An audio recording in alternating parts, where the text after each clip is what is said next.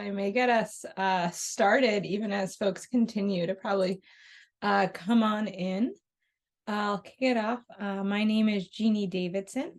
I lead project development at Blue Forest. And Blue Forest, for those that don't know, is a nonprofit organization focused on accelerating ecological restoration through conservation finance, enabling climate resilience for ecosystems and communities. So today we're here really for an exciting film showing and then Q&A panel with four amazing panelists, really to highlight how partnerships, collaboration, and conservation finance can help scale forest restoration, get healthy fire back on the landscape, and foster workforce development. The videos today are going to focus on Southwestern Oregon, where wildfire risk has been increasing, and innovation and collaboration has been critical to thinking strategically about how to treat the lands to protect communities and ecosystems. So first, I want to make space for each of those panelists to introduce themselves. Maybe starting with Marco, if you could introduce yourself and Lomakatsi as well. Sure, thank you. Hi, I'm Marco Bay, Executive Director of Lomakatsi Restoration Project. We're based in Southwestern Oregon and Northeastern California. Our mission is to restore ecosystems and the sustainability of communities, cultures, and economies. Awesome. And then joining Marco from Lomakatsi is also Belinda. If you could introduce yourself. Hello, everyone. Belinda Brown. I'm a member of the co-selected band of the Ajumawi Otsage Nation, otherwise known as the Pit River Tribe, and I'm the Tribal Partnerships Director with Lomakatsi Restoration Project, and I also chair the Intertribal Ecosystem Restoration Partnership. Good to see everyone. Thanks, Belinda. Passing it over to a couple of the Blue Forest panelists. We'll have Kelsey go and then Soraya. Hello, everyone. Super excited to be here. My name is Kelsey Taylor. I work on the project development team at Blue Forest. So I get to work with partners like Lomakatsi, the Forest Service, and other NGOs to find ways to support wildfire risk reduction, watershed health, forest health projects throughout Oregon and California. Nice to meet y'all. Hello, my name is Soraya Hamidi. I'm a member of the Cherokee Nation, and I'm the Indigenous Partnerships Manager at Blue Forest. And basically, my role is about seeing how we can meaningfully engage with tribal nations and organizations across the places that we work. Amazing. Well, we're so excited for you all to get to know these panelists a little bit more. Was curious kind of maybe if you want to start with giving a little bit more detail into kind of Lomakatsi's approach to restoration and partnerships. So thinking about the context of the Southwestern Oregon and the collaborative partnerships that we're engaged in, we're one organization, potentially one pillar to that work. It takes a village to care for and restore and steward an ecosystem. So no one organization can do this work without partners. So we work in partnership with our federal and state partners, other non-government organizations, tribal nations to get this good restorative work done on the ground. Organizations that have science delivery capacity come to the table, like our partners at the Nature Conservancy or Klamath Bird Observatory down in Southwestern Oregon. Organizations that have really strong convening capabilities and science backdrop and restoration planning, like our partners at the Southern Oregon Forest Restoration Collaborative, then our Forest Service partners, BLM, U.S. Fish and Wildlife Service, NRCS, and then our tribal nations that bring a lot of cultural and landscape resilience lenses to our ecosystem resilience work, and then obviously Blue Forest with conservation finance. So this is a recipe for success. And then Lomakatsi's work is to support that capacity in the technical, programmatic, administrative, and implementation capacity with workforce development, strong engagement with tribes, and to assist in threading a lot of that together with our partners. But we are a team, through an organization called the Rogue Forest Partners. It's a banner that is enabling us to do a lot of this great work across federal and private lands, all lands work, across the ancestral lands, very important to our tribal partners to increase the pace and scale of ecosystem resilience work. It takes a lot of hands on the land to get that done. Yeah, it's been pretty amazing to get to kind of see some of the amazing partnerships really come to play to get all of that work done on the land. Kelsey, maybe kind of building a little bit off of that and what Marco said, how is kind of conservation finance is pretty new to a lot of the work that all the Rogue Valley has been doing. How is conservation finance helping to scale restoration efforts in the Rogue Valley? Yeah. So conservation finance is working to increase pace and scale and support restoration in a few different ways. So one of those ways is addressing the funding gap that currently exists for restoration and wildfire risk reduction work. An important aspect of conservation finance is this idea of public-private partnership to bring additional private flexible funds to restoration projects, which is really important, not only to get, additional funds for work on the ground, but flexible funds can help support holistic treatments. So sometimes in stewardship or grant agreements, there's a really narrow scope of work or specific scope of work that's supported from that funding. And there may be needs identified outside of those prescriptive treatments, like road work or a priority aquatic organism passage or hauling biomass off of the landscape, are just a few examples where these private, more flexible funds can help address these needs. And these private funding streams also help ensure long-term funding for these restoration initiatives. So we currently have some immense federal funding opportunities through Bill and IRA. We all know that that can change from year to year. So ensuring multiple funding sources to support restoration work helps ensures these efforts are going to be supported now, but also into the future. It helps build those partnerships and investment, which is just really important because these treatments aren't a one and done on the landscape, right? Like you need to go back, have secondary treatments, put that beneficial fire on the landscape, complete ecological monitoring. So this just helps ensure those financial costs can be leveraged with private funding. And often these private funding sources are benefiting from these treatments. So we can just help ensure these projects are fully funded and can be maintained into the future. As Marco mentioned, collaboration is key for success, and the Rogue already has a really strong collaboration of partners working on this landscape.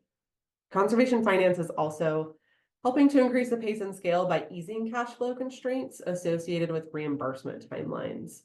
So, these long-term stewardship contracts, organizations like Lomakatsi aren't just working with one agreement or one funding source. They're blending several funding sources to help create these sort of landscape scale initiatives. And all these funding sources have different reimbursement timelines. But meanwhile, there's still crews, contractors, and all of those day-to-day costs. So we can get those regular invoices, and Blue Forest can help have those funds available in 2 to 5 days versus the 30, 60, 90-day windows that are associated with these different funding types. So this just helps ease the cost on projects supported by the FRB.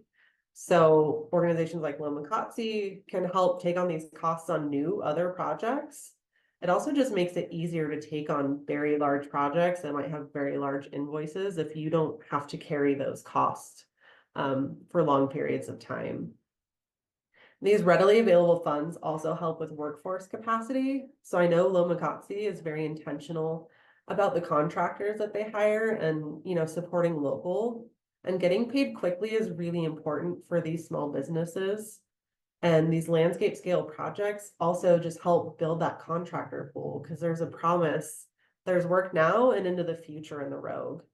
Not to mention Lomakatsi's helping to train this next generation of land managers with their crews, further supporting that workforce development and capacity, just really setting this region up for success. So I'm so happy, and Blue Forest is so happy we get to support them and their really important work on these efforts. Incredible. I feel like both of those answers were actually such good teasers for the videos. Those were great context to kind of have in your mind, those answers as we head into the videos.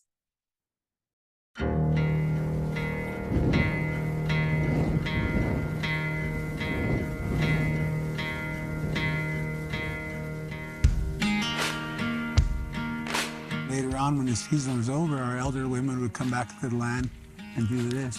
It would burn.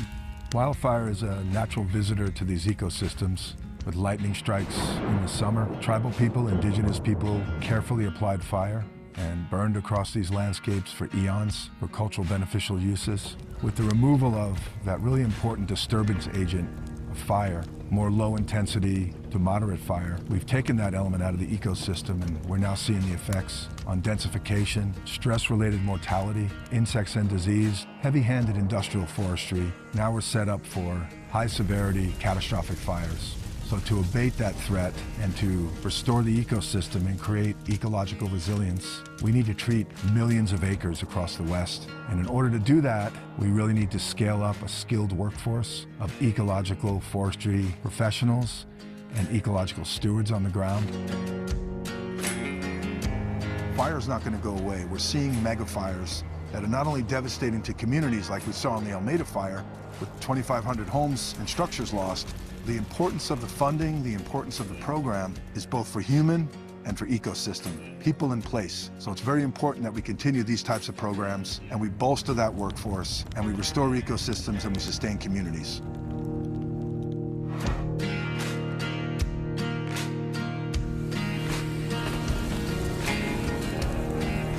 Lomakatsi is a word that means life in balance, good life, a Hopi word. It began with a prayer. This is the work that goes along with walking out a prayer. My experience working with Lomakatsi is that they really look out for the land. That's not a go in and clear-cut kind of deal. It's a delicate thing to do in a rough manner. I feel like Lomakatsi really has a good grasp on that. Lomakatsi provides a lot of opportunities for indigenous people, Latino communities. Not only does Lomakatsi help people and get them opportunities, but it's also helping Mother Nature and being outside and taking care of her. So Lomakatsi is doing a really good job with that. It's awesome to see women out here because definitely a male-driven industry. I'm ready to show everyone what we can do. Honestly, but you find yourself. Yeah, you find yourself out here.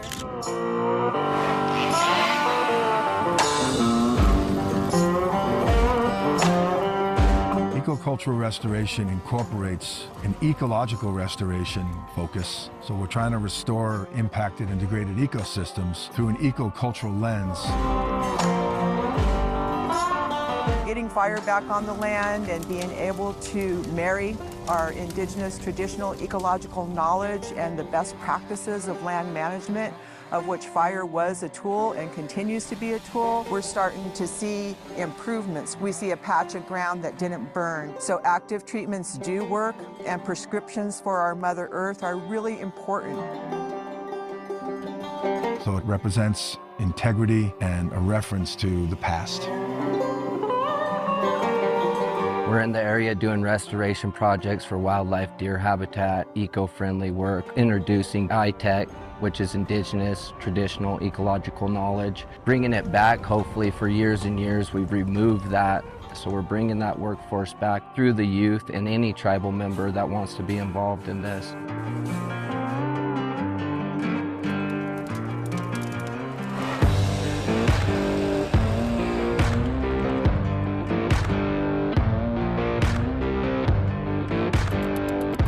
Our mission is to restore ecosystems and the sustainability of communities, cultures, and economies. So we really layer in the triple bottom line of economic, ecological, and social. And then in the context of our tribal partnerships program, we're layering in cultural. So ecocultural is a restoration approach that leans on indigenous, traditional, ecological knowledge, and it marries it with Western science. And bringing those two together gives us a really good restoration outcome. Working with the kids, it's really great. I love being able to pass on the knowledge that I have down to others. It's also great to know that teaching the younger ones that they'll be able to grow up, know this information, and then hopefully they'll be able to pass it on to their younger generation. What we're doing here today that's different is we're layering in first foods. We're planting eco-cultural plants. So as we're restoring the creek, as we're restoring habitat for salmon, we're also restoring first foods and cultural plants. It's a very unique, innovative restoration approach that isn't done often. And then through that work, we're also training young adults, ages 18 to 26, and they're mentoring elementary school students, K through 6. So we have this intergenerational model, and we're building a restoration economy. And then we're building an eco-cultural revitalization movement through this effort. So as we're protecting communities, we're restoring habitat, we're also creating economic opportunities, the restoration workforce in the future.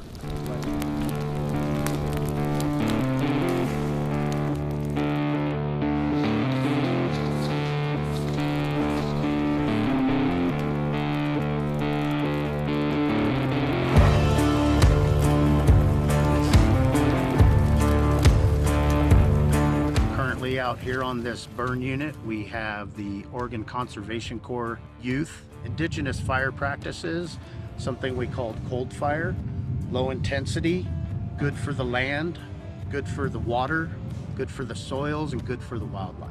All the training that they've gone through is very formal, very specialized, and recognized by the National Wildfire Coordinating Group and the qualification system, the 310-1. With all the training they've received from Lomakatsi, they have many open doors. They could go to the federal agencies, they could work for their tribe in the Natural Resource Department, they could go to CAL FIRE, they could go to ODF, they could stay within the private sector or even start their own forestry business. And some of this could follow them over into the municipalities and to the structure fire side of the industry. What we're ultimately doing across the vast landscape, utilizing fire as a tool and reducing the hazardous fuels, is we're creating fire-adapted communities. We're still in a massive rebuilding effort that has greatly affected lives. That speaks to how important this work is we have to do the work before the fire gets there so it can be managed.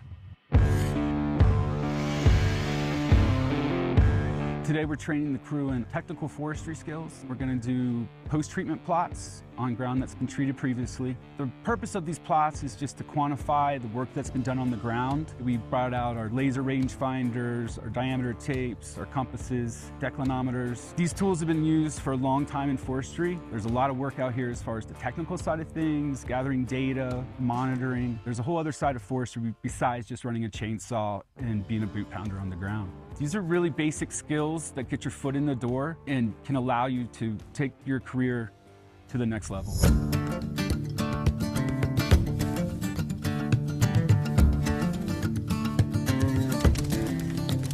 Today we're out here doing a prescribed burn, what Native Americans have been doing for thousands of years. A few people are getting to use drip torches today. Having that drip torch in hand, you feel like a sense of power and that you're doing something meaningful. In my opinion, the best part about Lomakatsi is the diversity and the equity.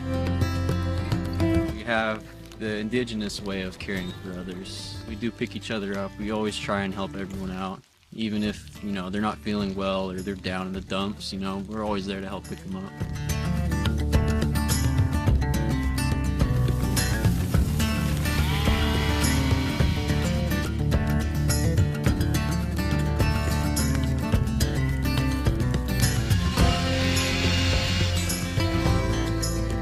Poppy oak, the big pine, ponderosa pine.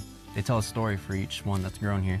These pines have been here for hundreds of years and they've seen thousands of fires, thousands of people. These pines are a true testimony to time itself. You want these trees to grow and thrive, and you want to have trees like this to continue to grow. Nature is very important to everything that has to do with life.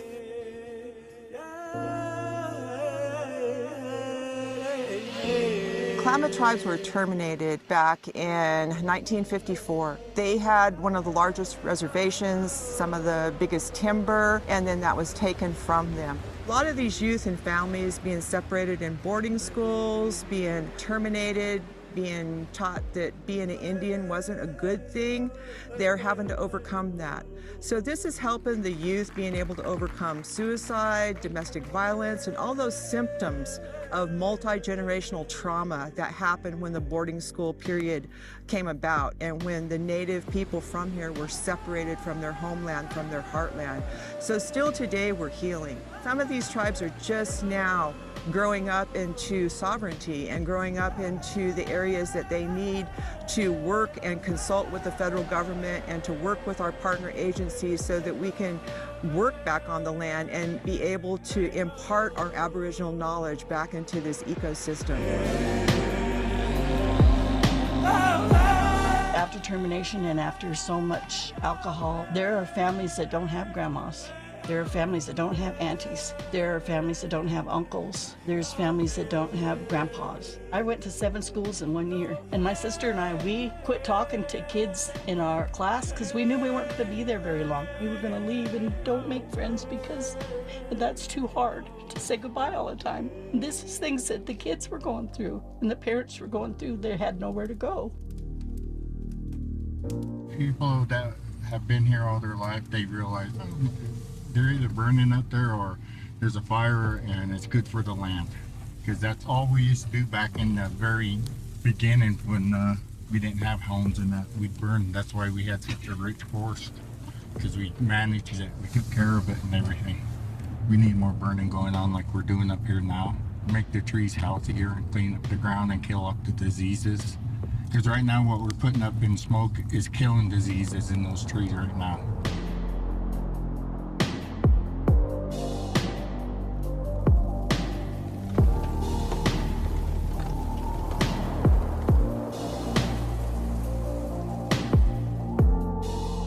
I welcome you to the Peak to Peak Reservation as an elder. I'm honored to have the opportunity to come today and to speak before you.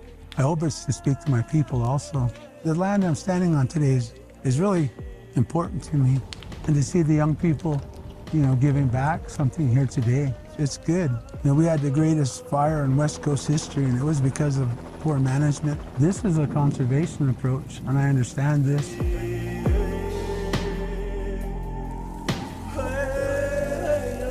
It's good to be back out here and doing this and being a part of it. I'm grateful to be out here.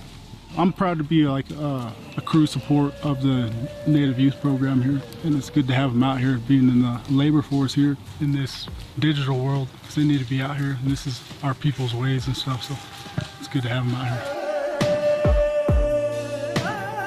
here. Somewhere along the line, we lost our way. We lost that honor and that part of being a true stewards of our land and protecting what takes care of us. I'd stand in a river with you and fish. I could build a fire at my camp and feed you something off the land and be very proud of it because, something that me or my kids or my family harvested. But now, it's like it's a war everywhere. I'm so tired of being called a trespasser in my land. It's not right. My wife's been telling me I should do something like this. I'm speaking from my heart today because a lot of my old people are going away. I thank you for giving me the opportunity to speak from my heart, because sometimes that's all you got.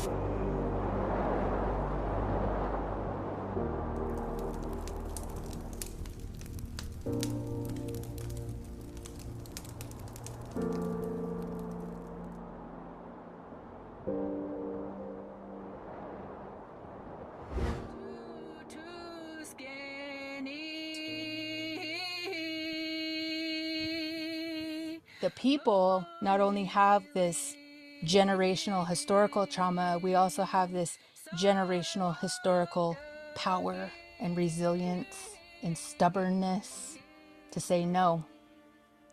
This is the vision I see, and this is the vision I'm going to continually walk towards until I actualize it. And this is a testament right here.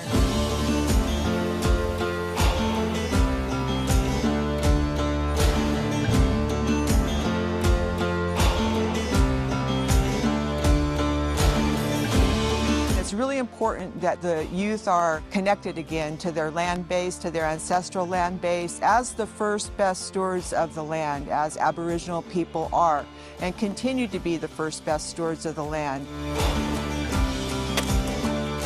Getting back to that reference system and the Aboriginal understanding of how we should live on this earth is something we're trying to educate all the time. So from cradle to the grave, food is our first medicine. Our elders will always tell you it's important that we eat what we gather, what we grow, in the environment that we're in. That's always going to keep you healthier and living in the natural cycles of the earth, sea, and heaven.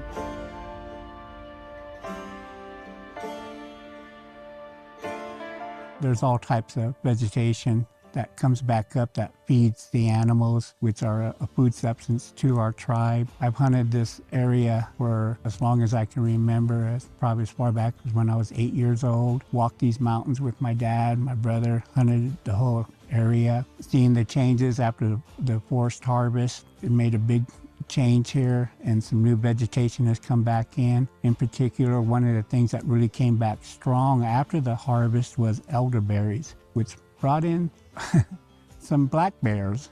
So we now have black bears in the area, and it's because of the forest getting back to its natural state and the vegetation coming back in that were drowned out by the tight crowns canopy of the forest. And now it's open and everything's coming back to life.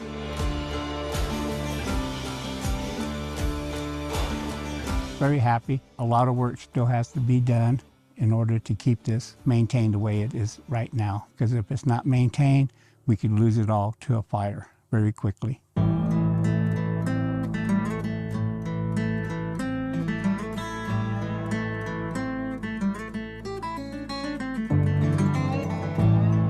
You know, we all have responsibility to be a good citizen in the world, which is a given. Your personal life, your family life, your tribe, your people, the future generations, the land, the air, everything that basically is around you, you have a responsibility to take care of it. Everybody's included, everybody's treated fairly and equally, and that's within every tribe. That's probably one of the most important things.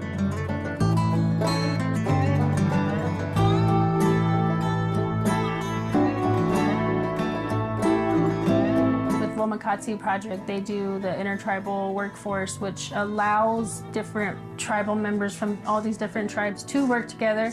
Just letting our youth know, like, staying positive and thinking positive and always doing the right thing is going to get them pretty far.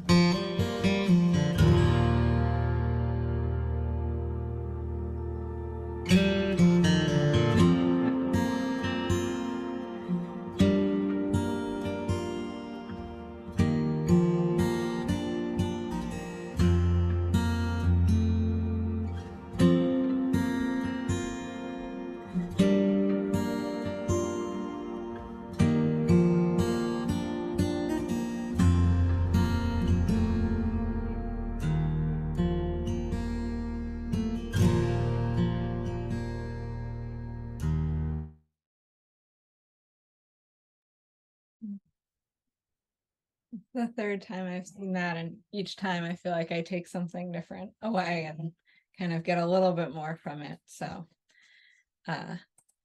for time, we're gonna move kind of a little quickly into the second film. The second film is Blue Forest, Building Forest Resilience in the Rogue Valley. And it's a short film by photographer and videographer Zach Kramer, contextualizing the need for and use of good fire in forest restoration and its reintroduction to the Rogue Valley landscape via collaboration, and most recently kind of as part of the Rogue Valley Forest Resilience Bond.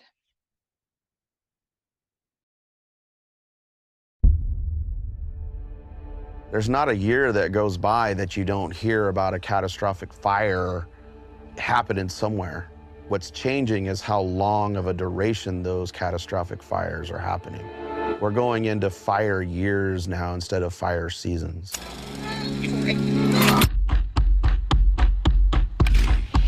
6 weeks of smoke. You couldn't breathe. I couldn't see a mile. It's like building a campfire. Once the fire is in the canopy and it's wind-driven, that makes an extremely catastrophic hot fire. We've all seen the consequences of what a bad fire can do to a forest and a community.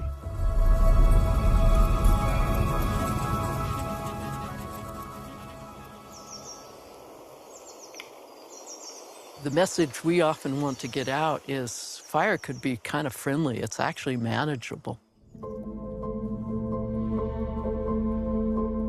So trees are incredible recorders. Every year that a tree grows, it puts down a little chunk of wood. When a ponderosa pine is injured, and that forms a very particular fire scar, so we can use that little chunk of wood to understand patterns of fire.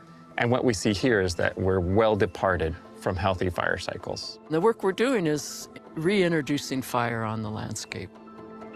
Our forests have not been maintained and managed like the way the tribes would have done it for the previous thousands of years. Good fire is frequent fire at low intensity. The ability for fire to come in and do its ecological work, the important regenerative work that fire does without devastating the forest, high severity stand replacing fires like we're seeing.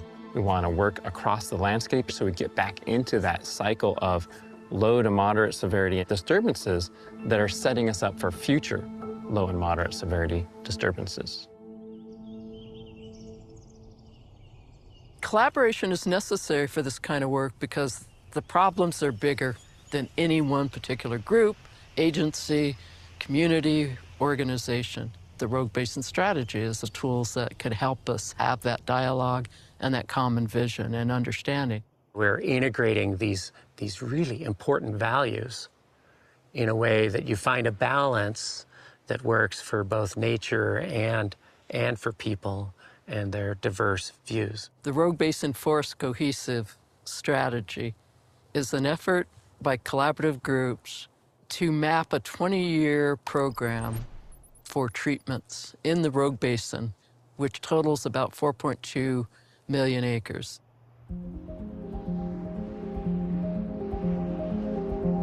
It's a unique plan.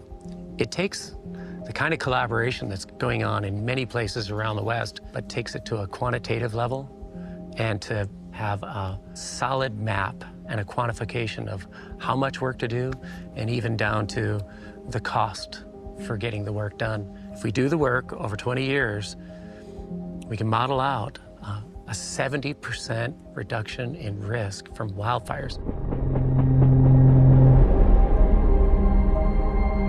I think Blue Forest can play a very important role in some of these large-scale initiatives. So we're really excited to work with already established collaboratives. And one of the things that we pride ourselves on at Blue Forest that a number of our other NGO partners pride themselves on as well is making sure that we're following the best possible science as these treatments are being planned and eventually implemented. All hands need to be on deck, and that's going to require really strategic thinking around workforce development and scaling. It revolves the deploying of crews on the ground. These individuals are protecting our communities from wildfire. They're protecting our ecosystem services like clean water. You don't see the workforce because they're up in the woods. We want thriving wage jobs, an opportunity for the people that do very dangerous work with the chainsaws in their hands, with the drip torches in their hands, to be able to make a good living. And that model is what Lomakatsi has been building into our operations for the last 2 decades. To have an organization that can do the science, that can do the implementation, but also at the same time do the workforce development so that there's more contractors to hire as these projects scale up, they're a perfect implementation partner. As we increase the pace and scale, we're going to need a cushion, some upfront support to enable us to get this work done. It's essential. So what an FRB does is it brings that upfront resource so that we can get the project done as fast as possible. Payment to crews and workforces, it's an enormous financial fiscal responsibility. What the FRB will do for us is going to make the work we're moving toward of scaling up forest restoration, it's going to make it possible. It's a catch-up of Western science into Aboriginal knowledge, and the two now are coming together. And there is a celebratory moment when we can actually put fire on the ground and bring back that culture of fire back into this landscape. It's a moment of success.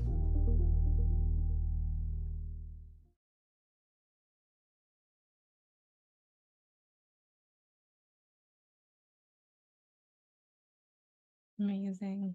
Well, we hope that you all enjoyed those films.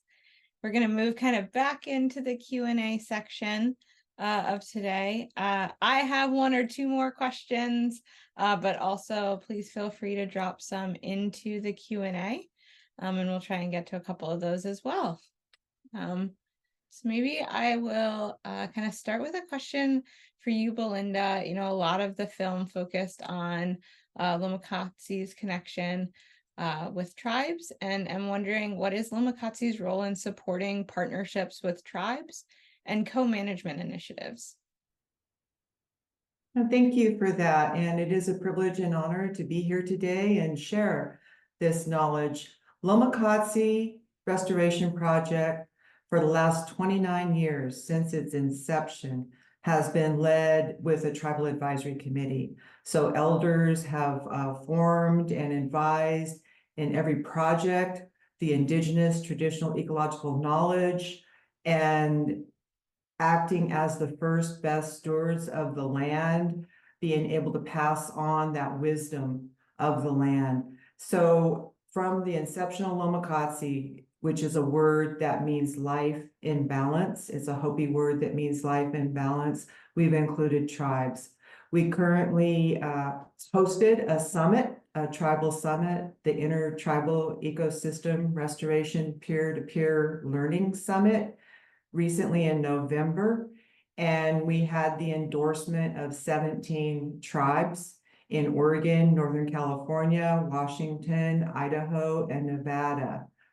This has come with years of building trust and relationships with the first best stewards of our land and opening the door to the knowledge, that time immemorial knowledge that our people have to take care of the land. America, as they call it now, was not a wilderness. So we continually debunk the John Muir myth that this was an untouched landscape. It was a very well cared for landscape by the first Aboriginal people. As we continue to be here and share the knowledge that we have, it is becoming richer in marrying that indigenous traditional ecological knowledge with Western science, so that we get the results, the ecological results that we need to restore our ecosystem to health in a way that we need it to, for the water and the air and the earth and the fire, those sacred elements that all of us depend on and all of us are made of, so that we can retain that fidelity within the work that we do, and the integrity to reach out and include the tribes coming to us with their needs, with the social economic needs that are in the communities now due to colonization. We claim to get the I Told You So award of the departure from good, sound land management to what we have today, which is a very departed ecosystem due to lack of good management. So fire ecology is a baby science. It came about in the early 60s. And we do need to listen to the first best stewards of the land who bring us the wisdom of the ages, the time immemorial knowledge. We are a keystone species. When we were removed from the land, we removed that keystone species and the love and the care. So what you see in the film is a lot of love, a lot of care, a lot of outreach, a lot of trust. We all need to belong. And no matter what color or suit that you're wearing today, you are now commissioned along with us to take care of this land because it takes care of us. And we go out and we raise millions of dollars to do this work. So we appreciate partners like Blue Forest because they can help us get our crews paid timely while we wait for the money from the federal government that comes in 90, sometimes seven months later, 90 days to 7 months later. So Blue Forest really helps fill that gap as we raise millions of dollars across all the states that we work in and put this money to work on the ground, implementing the work that needs to be done.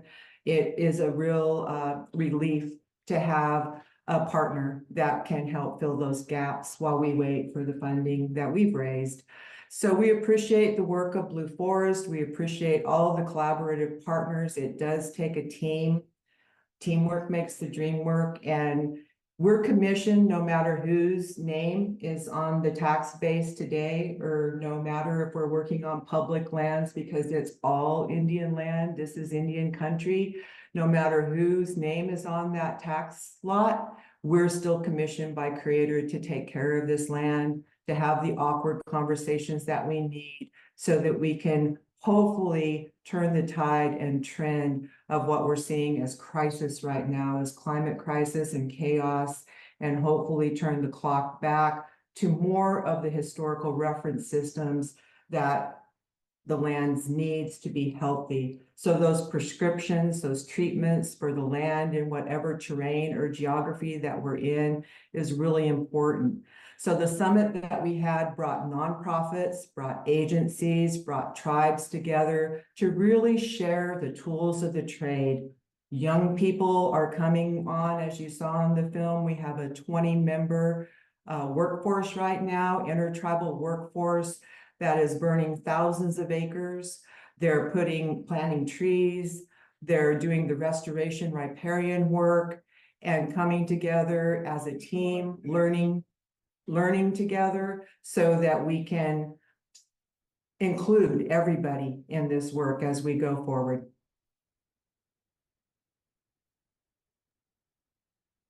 Thank you. Maybe building off some of the last points that you made there about kind of the workforce development programs. Soraya, I'm really curious what your experience is with Lomakatsi's Tribal Ecological Forestry Training Program, as Belinda just highlighted and as we saw in the film.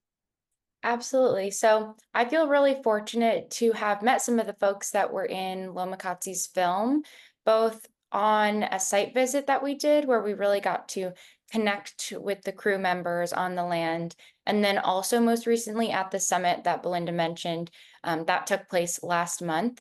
So I suppose in some ways I have a special appreciation for the crew members' work because I also kind of in my 20s and in this stage of life felt really called to work with tribal communities and to kind of fulfill that obligation to care for the land in some way and to be part of that solution as a Native person. And so getting to know these youth has been a really powerful experience to see, as you saw in the film and as they also shared with me and with partners, the work is very deeply meaningful to them. And so at the summit, they were able to speak at a panel called the Tribal Youth Voices Panel, and it essentially featured members and alumni of the Lomakatsi Tribal Ecological Forestry Training Program. And the panel was really profound in that some of the people, like I said, that you saw in the film, they really spoke from the heart and they had the room in tears. And I was just lucky to moderate and kind of try to stay in the background to hear what they had to say. But it was really powerful to hear that this next generation of stewards that Lomakatsi is preparing and equipping for the future, that they have a really strong commitment to carry out this work into the future and to pass that on to the next generation. So it's been a pleasure to get to know them and to find ways where an organization like ours and different organizations across the board can support that kind of meaningful work. Amazing. You spoke a little bit about thinking into the future. I think we have time for maybe one more question. Maybe I'll circle back to Marco. And, as we are looking towards the end of 2023, what are you excited about for 2024 and kind of the partnership across the Rogue Valley looking forward? Yeah, thank you. I think both the films are talking about ecosystem out of balance and this need to scale. And we have a moment in time like we've never seen with federal and state investments in this type of work in ecosystem restoration, forest resiliency, and also workforce development. So what we're looking forward to is trying to capture those resources so we can continue this work on a larger scale. Some of the things that were discussed in the Blue Forest film around the Rogue Basin Partnership and the Southern Oregon Forest Restorations strategy is the amount of acres that we need to treat within a year. We're looking at 20,000 to 30,000 acres a year within that basin, which is going to require a lot of scaling.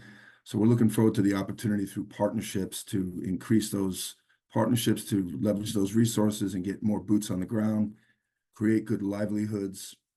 I'm also looking forward to figuring out technology that can help us advance those efforts in the future. And we're seeing more of that opportunity through Western science and indigenous knowledge coming together. So we're looking forward to more of that great work. And then just to build upon what Kelsey talked about earlier, we do this work through long-term stewardship agreements, 10 to 20-year agreements that give us the opportunity over time to build business plans, to forecast the future so we have something stable, and really trying to institutionalize through partnerships the work we're doing. So it just becomes the normal way that we're doing business with each other. And we're caring for the ecosystem services on our landscape, the same way we would care for road infrastructure, the things that we depend upon to get around and survive in. So really excited for the opportunities of future of partnerships and stronger relationships with our tribal nations and tribal organizations. Yeah, with that theme of partnership, Blue Forest is so grateful for this partnership and this project by which we're able to collaboratively make an impact in the Rogue Valley, both on the land and in the community. And so grateful to be able to look forward to 2024 and getting more days out in the field, more boots on the ground, and more work done. Some final logistics to wrap us up. This event is recorded. We'll be sharing this event. We'll also be sharing the links to the videos as well, and both those videos. So definitely feel free to kind of follow up with questions, rewatch sections. As I mentioned before, I get more out of it each time I watch these videos. And I'd just like to close by thanking all of the panelists today, and everyone who attended and watched and listened and dropped in questions. We'll try and follow up also with some of the questions we didn't get to as well. So thank you all.